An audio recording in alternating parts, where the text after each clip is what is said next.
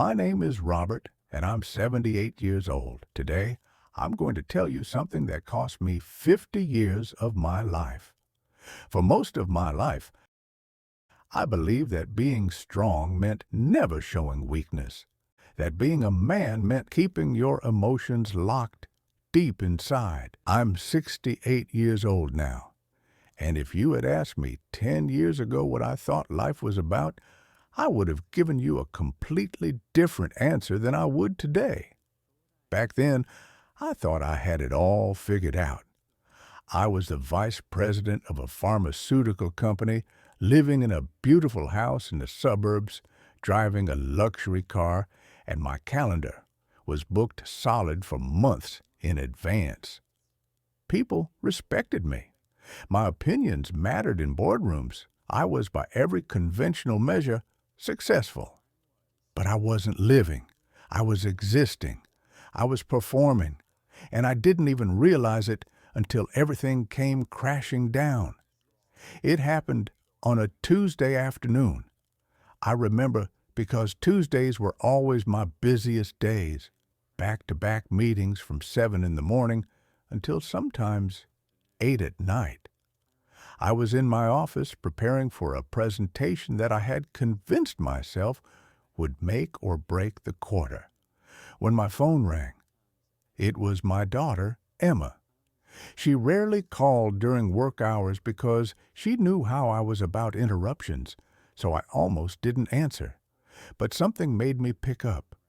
Her voice was shaking when she said, "Dad, it's Mom.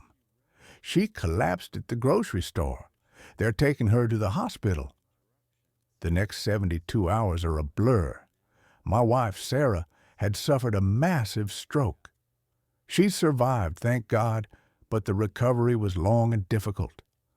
The woman who had been my partner for 43 years, who had raised our 3 children largely on her own while I climbed the corporate ladder, who had planned our retirement down to the smallest detail, suddenly couldn't speak clearly or move her right side, and in those hospital corridors, watching her struggle to communicate, watching the frustration in her eyes, I realized something that shook me to my core.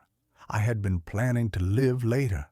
I had been telling myself that once I retired, once we had enough saved, once I had achieved just one more milestone, then we would travel. Then we would spend time together. Then we would actually enjoy life. But later had run out.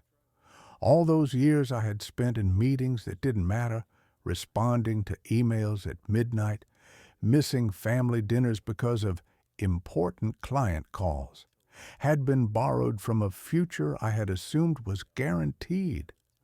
I had been living as if life came with a warranty, as if I could deposit time into some kind of bank account and withdraw it whenever I was ready.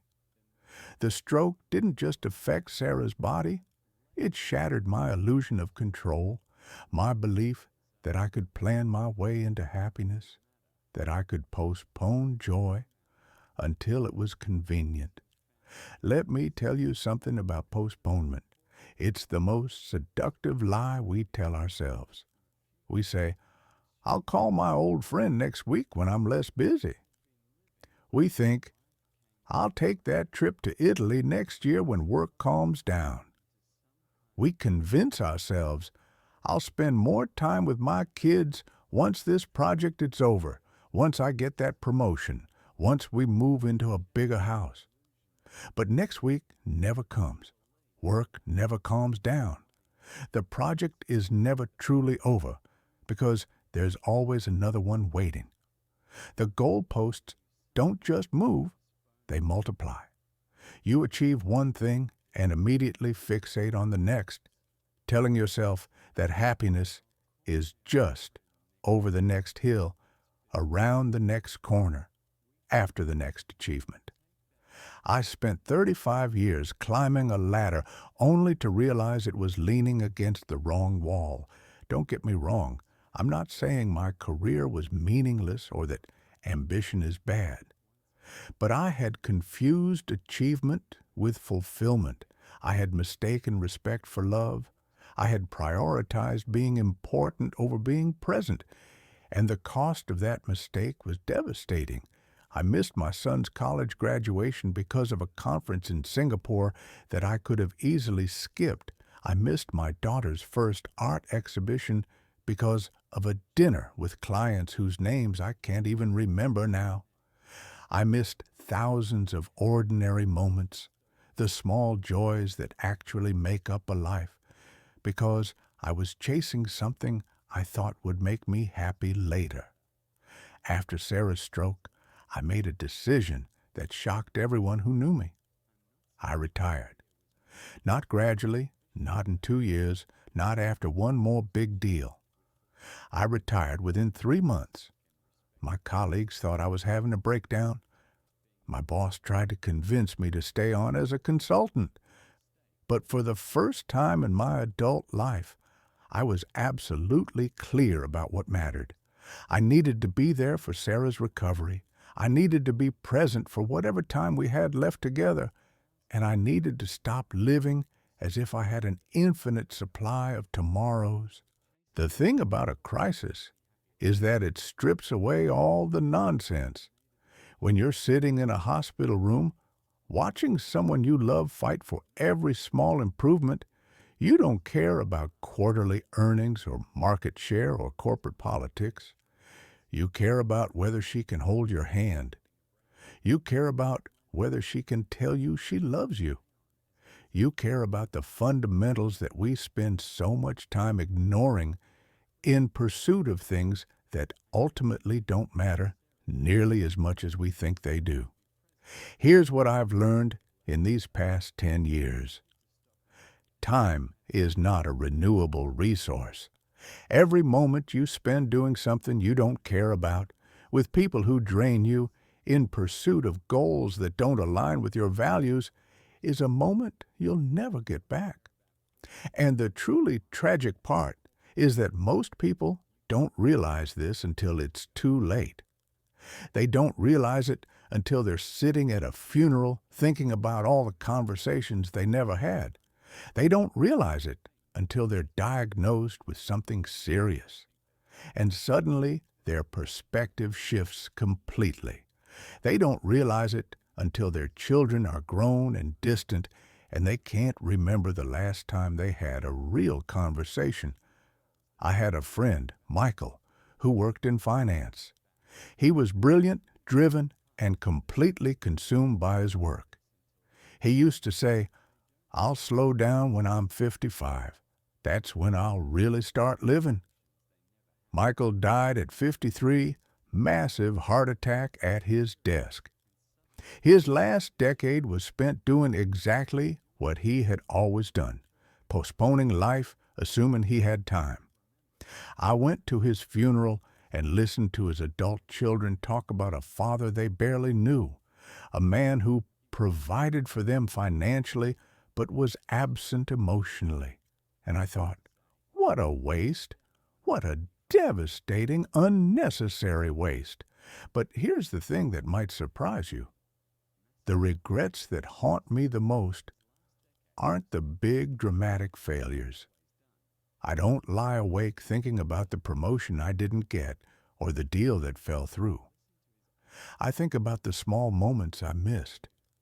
I think about the time my youngest son asked me to throw a baseball with him, and I said I was too tired from work. I think about the anniversary dinner where I spent half the evening checking my phone. I think about the Sunday mornings I could have spent lingering over coffee with Sarah, talking about nothing and everything, but instead I was in my home office, preparing for Monday. Those are the moments I would give anything to have back. People often ask me what changed after Sarah's stroke, how we live differently now. The truth is, we simplified everything. We sold the big house and moved into a smaller place by the lake. We got rid of probably 60% of our possessions, all the stuff we had accumulated that we thought represented success, but was really just clutter. We started saying no to obligations that didn't bring us joy or serve a real purpose. We started saying yes to spontaneous day trips, to long conversations with old friends, to sitting on the porch and watching the sunset without any agenda. And here's what shocked me. It wasn't a sacrifice. I thought giving up the big career and the impressive title and the busy schedule would feel like losing something, but it felt like finding something I had lost years ago. It felt like coming home to myself. Sarah and I have traveled more in the past 10 years than we did in the previous 40. Not expensive, elaborate trips necessarily, but meaningful ones.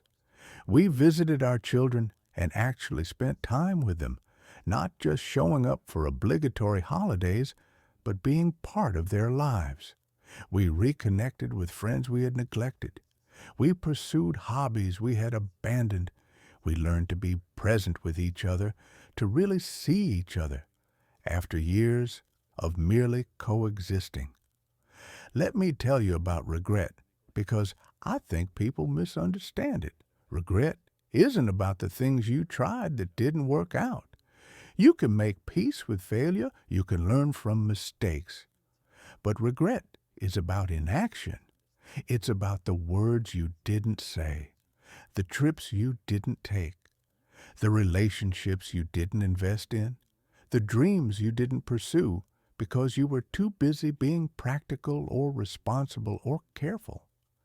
Those are the things that will eat at you in your final years, the what-ifs, and the if-onlys, and the I should-haves. My father died when I was 45, and we never had the conversation I always thought we would have. We had a complicated relationship, my father and I. He was distant, critical, hard to please, and I told myself that someday we would talk about it, clear the air, find some understanding, but I was always too busy. And then one day, he was gone.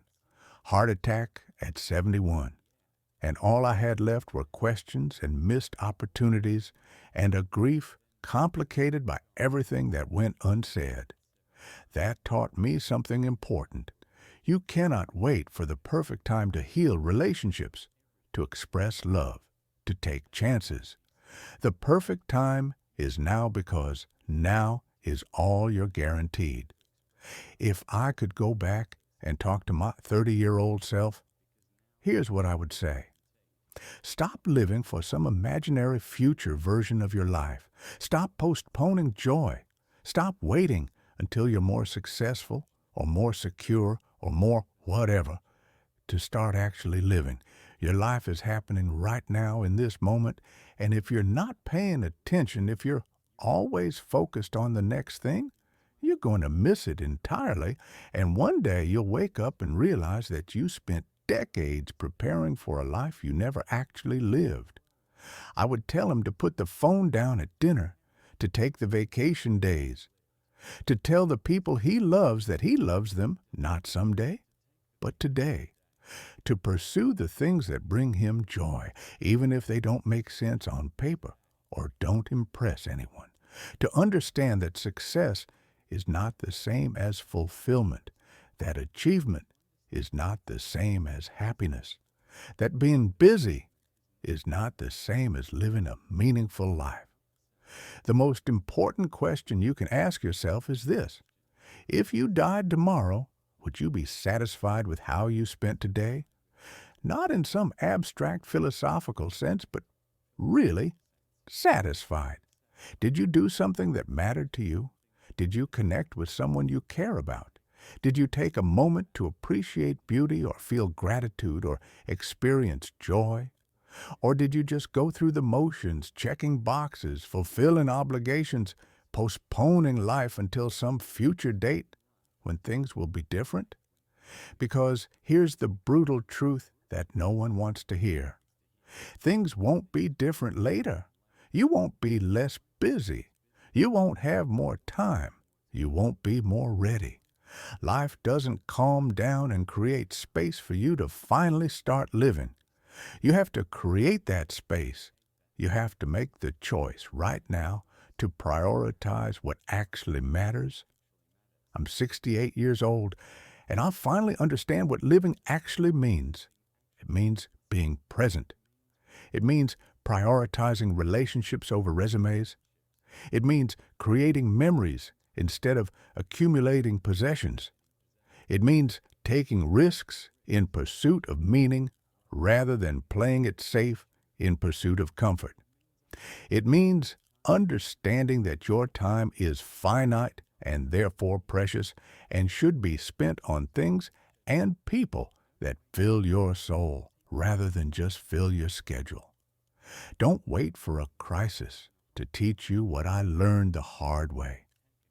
Don't wait until someone you love is in a hospital bed to realize how much you've taken for granted. Don't wait until you're my age to figure out that the things you thought were so important weren't, and the things you were neglecting were everything. Start living intentionally today, not tomorrow, not next year, today. Because time is the one thing you can't get back, and the life you're waiting to live isn't waiting for you. It's happening right now, and the question is whether you're going to show up for it.